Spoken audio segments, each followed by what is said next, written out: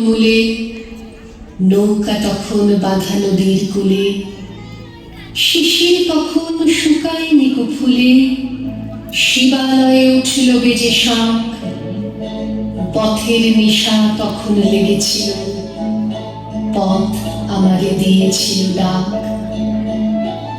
আঁকা বাঁকা রাঙামাটির লেখা, ঘর ছাড়া ওই নানা দেশের পথ, প্রভাত কালে অপার পানে চেয়ে কি মোহগান উঠতেছিল গে, উদার সুরে ফেলতেছিল চেয়ে বহুদূরের অরণ্য পর্বত।